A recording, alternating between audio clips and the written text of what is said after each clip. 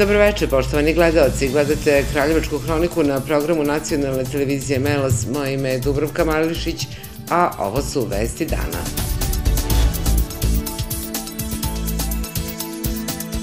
U susret prazniku rada 1. maju aktivisti Narodne stranke u Kraljevu na centralnom gradskom trgu delili flajere. U Kraljevačkoj hronici sledi anketa na temu kako su praznik rada proslavljali nekada, a kako danas naši sugrađani.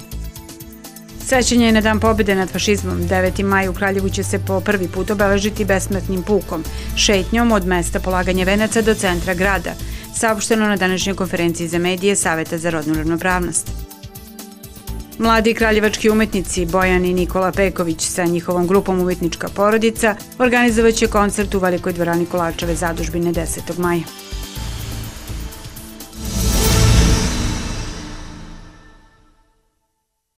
U susret prazniku rada 1. maju aktivisti Narodne stranke u Kraljevu danas su na centralnom gradskom trgu delili flajere i sa građanima razmenili iskustva u nameri da se pronađu načini kako da se unaprede prava i vrati dostojanstvo zaposlenih. Nesposobna vlast je dovela Srbiju na prag siromaštva, a srpski radnici danas su među najslabije plaćenim u Evropi. Katastrofalan zakon o radu i forsiranje politike stranih investicija uz subvencije doveli su do toga da se zaposleni osjećaju veoma nesigurno jer su im ugrožena osnovna prava, kažu u Narodnoj stranci, i dodaju da vlast nije udarila samo na radničke plate, već i na penzije, dok se istovremeno troškovi života povećavaju, a novac rasipa. Ono što je bitno naglasiti jeste da se ova vlast bahati izgradnjom fontana, kupovinom jelki i postavljanjem raznoraznih jarbola, a da je pritom nezakonito izvršilo umanjenje zarada i penzija građana u Srbiji. Ako se neko i usudi da bilo šta kaže, da kaže da situacija u Srbiji je loša, automatski bude proglašen domaćim izdajnikom, organizatorom ili aktivnim učesnikom nekog državnog udara i posebno neradnikom. Grad Kraljevo od nekada industrijskog grada postalo je dolina gladi, kažu u Narodnoj stranci. Kraljevački radnici su u katastrofalnoj finansijskoj situaciji, pretem isključenjem struje i prinudnom naplatom nagomilanih dugova, nemaju overene zdravstvene knjižice ni povezan radni staž. Sve veći je broj nezaposlenih lica, sve veći je broj lica koje koriste sredstva Centra za socijalni rad i koriste usluge Narodne kuhinje. Na vlast ova vladajuća koalicija došla je obećanjem otvaranja Kraljevgrada, otvaranja zatvorenog bazena, novim radnim mestima, otvaranje novih fabrika. Svedoci smo da se otvaraju semafori, da se otvaraju kineske robne kuće i da se budžetska sredstva grada Kraljeva koriste na nezakonit način. Aktivisti Narodne stranke danas su na centralnom gradskom trgu u direktnom kontaktu pozvali građane Kraljeva da zajedno, bez straha, krenu u borbu za čast i dostojanstvo radničke klase. Ovdje smo da pozovemo građane, da podignu glas, da kažu da im nije dobro.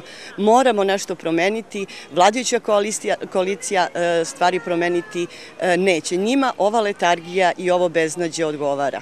Moram da naglasim da Narodna stranka ima prostorije na gradskoj terasi, da želimo da imamo kontakt sa građanima, da nam daju sugestije i svoje mišljenje. Ako im treba pomoć, naglašavam da Narodna stranka Kraljeva ima izuzetno dobar pravni tip, možemo da pomognemo, pravni tim nam je izuzetno jak i na republičkom nivou. Narodna stranka će u narednom periodu svoje aktivnosti između ostalog usmeriti na hitnu izmenu zakona o radu, ukidanje zakona o umanjenju plate i penzija, poništavanje svih nelegalno stečenih diploma, kao i na decentralizaciju u svim oblastima društvenog života, a posebno u oblasti finansija.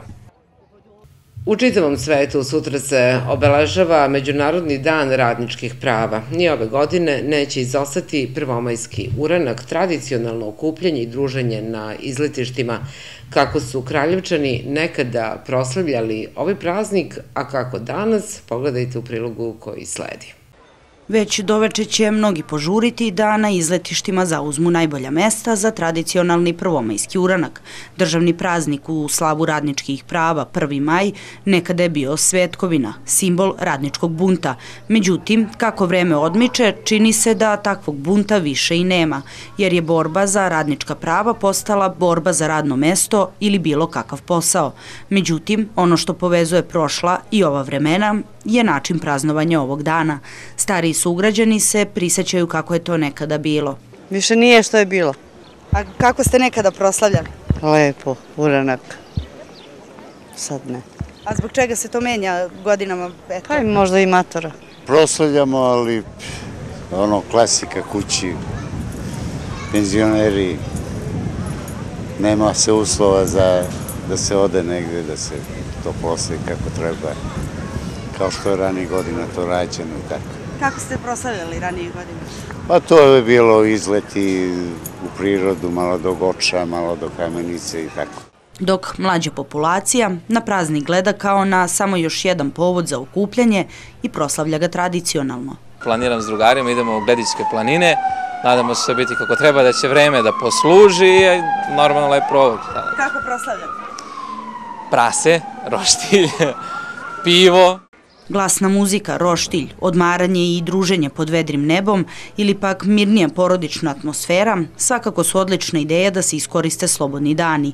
Imajući u vidu da prvomajska proslava ne može da se zamisli bez logorske vatre i roštilja, ovoga puta apelujemo na sve izletnike da budu savesni, da zaštite šume od požara i da za sobom ne ostavljaju smeće, kako je to često praksa.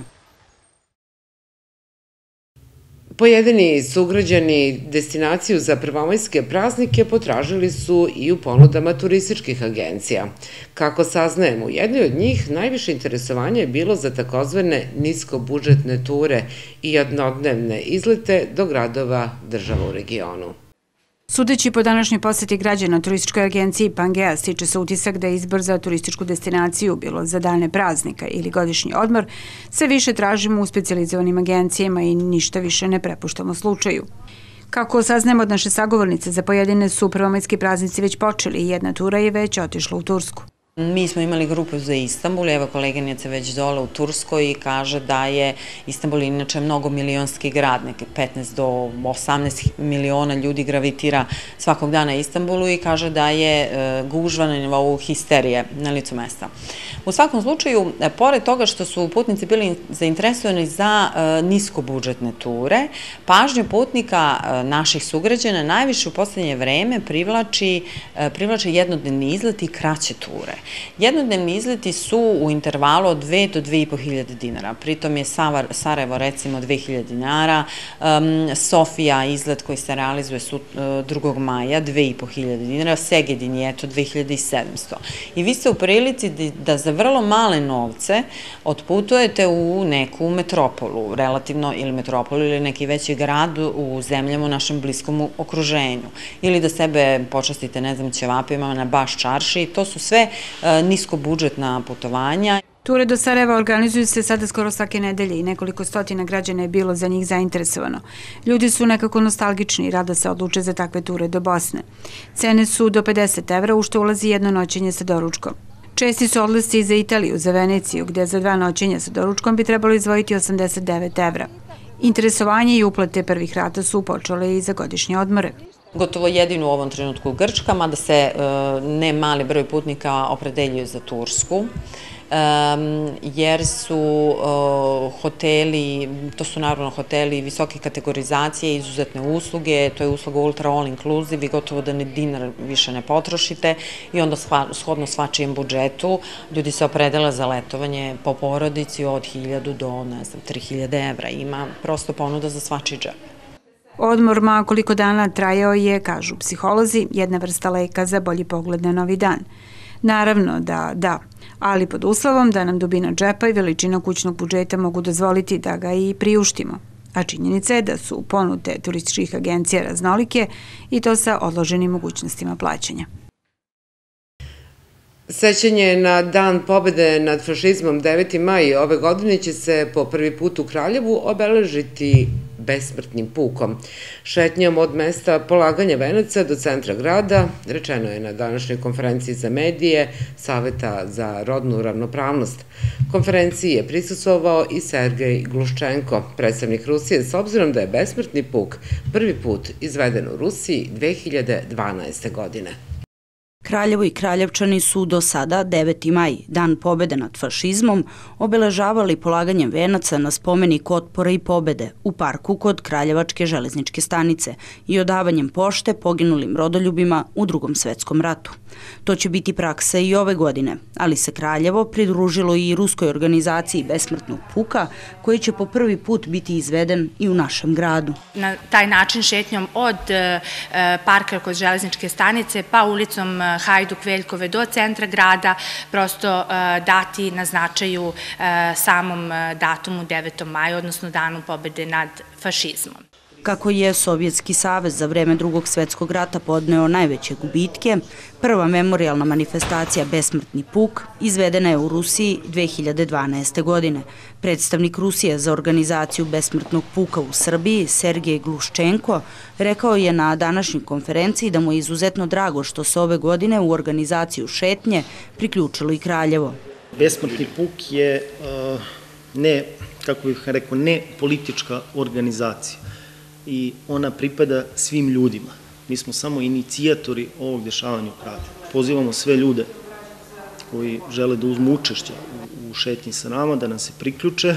Znači, šta bi bilo dobro da oni ponesu sa sobom, da ponesu slike svojih predaka, dedova, braće, sestara, koji su učestvovali u ratovima 99.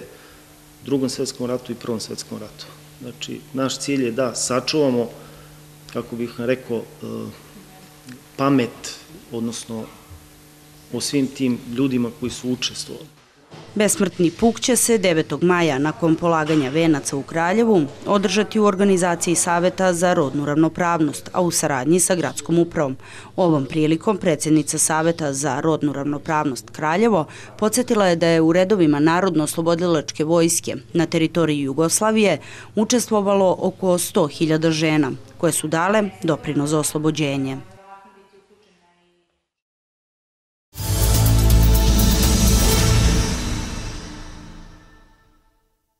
S ponosom vam predstavljamo novi sportski objekat u Kraljevu, najsavremeniji te vrste u Srbiji, balon salu Titan. Gde se nalazimo? U Borićima, kod škole Braća Vilutijević. A osim najmodernijih balona za mali fudbal sa svakodnevnim terminima za rekreativce i profesionalce, Titan vam nudi i brojne druge sadržaje. Pino kafe sa prelepom baštom i dečju igraonicu Loptica sa timom vaspitača, animatora i saradnika za čuvanje dece. U Loptici su rođendani nezaboravni. Za buduće fudbalske asove u toku je upis polaznika Internacionalne škole fudbala za decu uzrasta od 6 do 12 godina. Rad sa decom vodi stručni tim profesionalnih trenera sa licencama UEFA.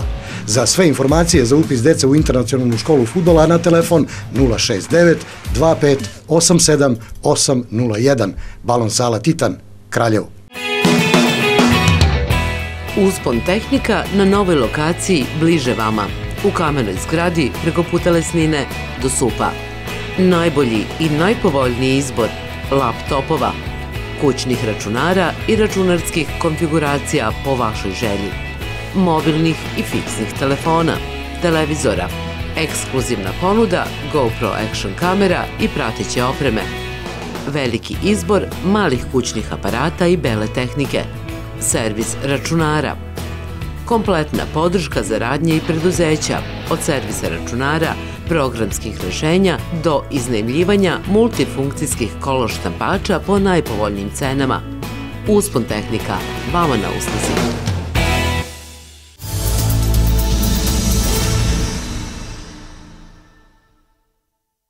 Mladi kraljevački umetnici Bojana i Nikola Peković sa njihovom grupom Umetnička porodica održat će koncert u Velikoj dvorani Kolarčeve zadužbine u Beogradu. Koncert je zakazan za 10. maj, a pored ovih vrhunskih muzičara, na koncertu će nastupiti još nekoliko kraljevačkih muzičkih legendi, najavljeno je na današnjoj konferenciji za medije. Mladi virtuozi, sestra i brat Bojana i Nikola Peković, posle niza koncerata koji su svaki za sebe jedinstven spektakl i spajanje nespojivog, što će sigurno ući u istoriju muzike, organizuju još jedan koncert, ovoga puta u Kolarčevoj zadužbini. Muzika koju izvodimo jeste spoj tradicionalnog i modernog zvuka. Tu će biti numere sa našeg CD-a Nebesko i uvek i doveka, a neki numere će biti i po prvi put premijerno izvedene. Tako da ono što možemo da obećamo jeste dobra energija, prolazak kroz mnoge emocije, počev od podsjećanja na našu prošlost, tuge, patnje, bola, pa negde osvešćivanje sadašnjosti i nada za budućnost, radosti i osmeha. Koncert će otvoriti uvodnom besedom akademik Matija Bećkovića. Zajedno sa Pekovićima i njihovom grupom Umetnička porodica nastupit će i nekoliko kraljevačkih muzičkih legendi: Novica Negovanović, Miša Mijetović, Vlada Panović i Aleksandar Sofronijević. Sve nas vezuje to što dolazimo iz istog grada i vezuje nas to što sviramo svi harmoniku.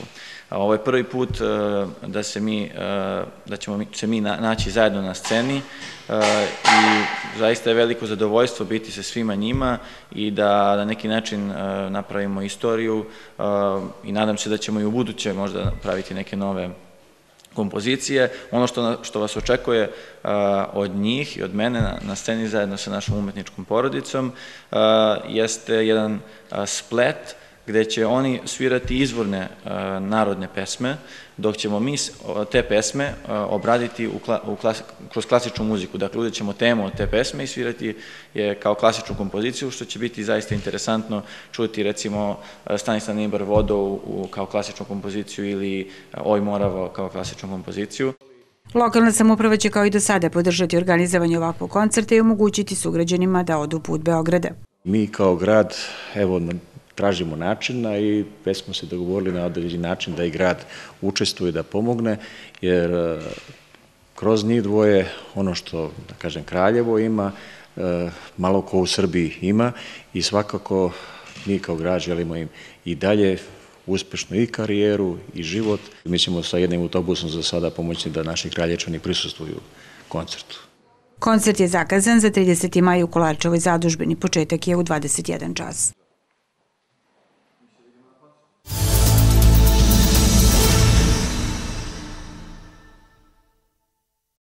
Dom zdravlja Kraljevo obaveštava da će tokom prvomajskih praznika 1. i 2. maja dežurati zdravstvene stanice Poliklinika i Ušće od 7 do 20 časova, a zdravstvene ambulante Ribnica, Konarevo i Ženeva od 7 do 13:30 časova. Služba za zdravstvenu zaštitu predškolske i školske dece, kao i služba stomatološke zdravstvene zaštite, dežuraće od 7 do 20 časova, a služba za hitnu medicinsku pomoć radi uobičajeno.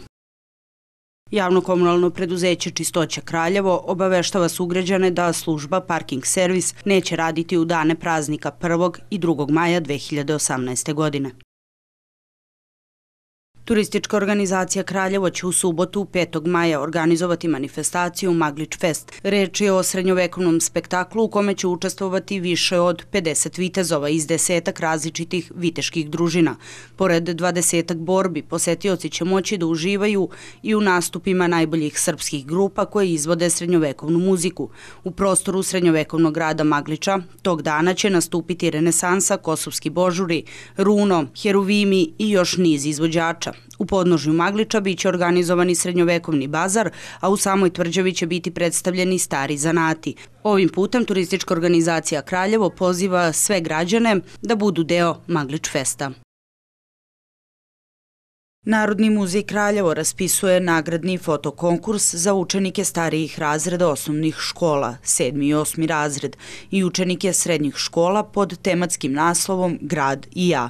Stručni žiri izvršit će odabir 20 najboljih fotografija za izlaganje i 2 fotografije nagrađene u kategoriji 1. i 2. mesta na osnovu kriterijuma kompozicija, originalnost, kreativnost i sveukupni utisak.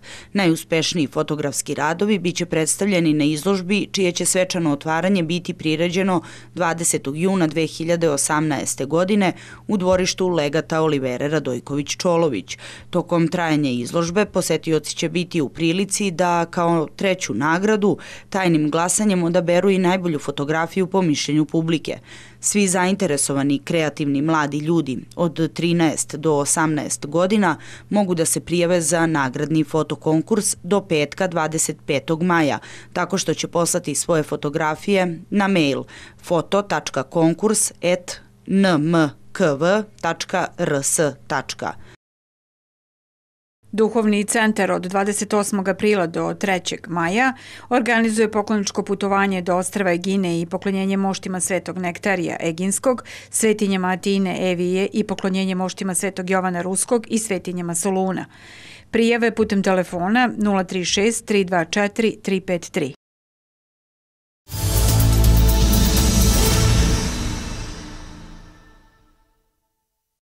Sutra će u Kraljevu biti vedro, sunčano i toplo vreme. U večernjim časovima delimično oblačenje, ali bez padavina. Minimalna temperatura će biti 14 stepeni, a najviša maksimalna 28. Pred sam kraj emisije još jednom se podsjetimo vesti koje su obeležile 30. maj. U susret prazniku rada 1. maju aktivisti Narodne stranke u Kraljevu na centralnom gradskom trgu delili flajere. U Kraljevačkoj hronici sledi anketa na temu kako su praznik rada proslavljali nekada, a kako danas naši sugrađani.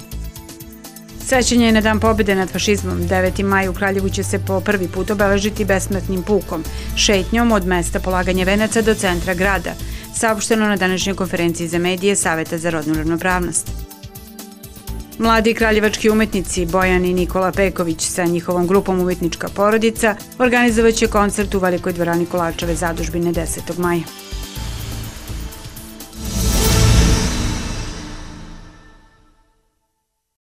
Bilo je ovo sve što smo vam pripremili za ovo izdanje Kraljevačke hronike. Ostanite uz program nacionalne televizije Melos. Želimo vam prijatno večer.